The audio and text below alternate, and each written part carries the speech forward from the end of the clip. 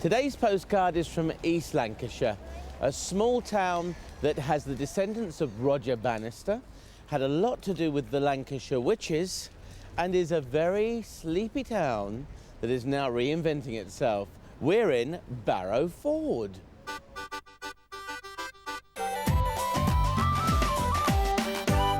We're on a witch hunt today, and where better to start but at the beginning of the Witches' Trail in Barrowford in Lancashire with local experts Sarah Lee and John Westwell. Now, we're starting our trail of the Lancashire Witches, which starts here in Barrowford and ends in Lancaster? It does. It's a 45-mile trail. It actually follows the journey which the witches would have made from their villages in Pendle right up the Trough of Bowland to Lancaster Castle, where they met their very untimely end. And why Barrowford as the beginning? Barrowford is the beginning because the Heritage Centre starts to tell the story of the Pendle witches. And Park Hill, where the Heritage Centre is housed, is a building of that period which they would have known. And at Park Hill they've got a video on the Pendle witches and lots of information to get people on the trail.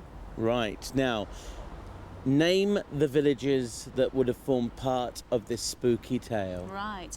There's many Pendleside villages that are nestling under Pendle Hill where the witches lived. There's Newchurch in Pendle, there's Barley, and Rough Lee, where Alice Nutter lived, who was the gentlewoman who was accused of being a witch. And she was the odd one out in the group, really. The rest were peasant people.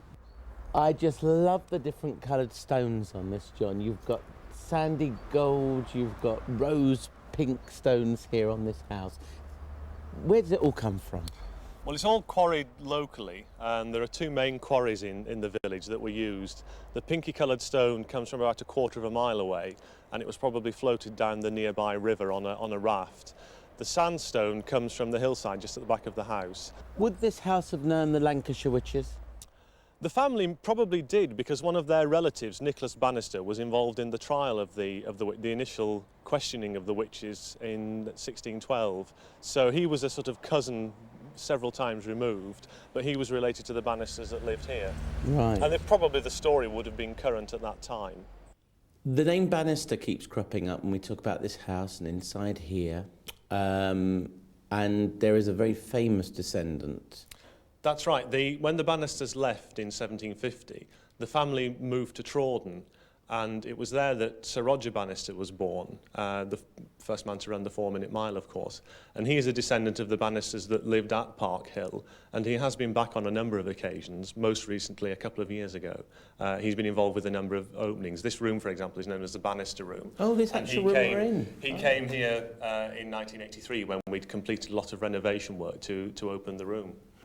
And we look down on the village now. Anything we should be looking out for? I can see, is that just like a boating lake or something? Well, it's now just a sort of ornamental pond in the park, but it was originally the reservoir or mill pond for the spinning mill which stood on the site until the 1930s. That was demolished in about 1933.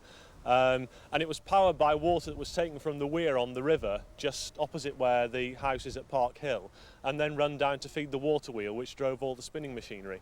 And that was laid out in about 1780 originally. A lot happened in Barrowford in the 1930s, didn't it? A lot of things were demolished in the 1930s, yes, unfortunately. And I'm sure if the people who were alive then had their time again, they probably would look at it in a slightly different way, because there were an awful lot of sort of very important buildings that were lost at that time that I'm sure now will be looked at in a completely different light. But unfortunately, why do they do it? Normal thing. We must move on. Can't turn the clock back. Progress.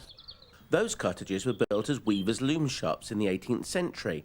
They were designed to give maximum light and large floor space on the upper floor where the weavers would keep their looms. Barrowford was a hand-loom weaving centre until the 19th century, when power looms such as Hargreaves Spinning Jenny took over. At this time, many textile workers moved to nearby Nelson, where canal and rail links were more suited to manufacturing.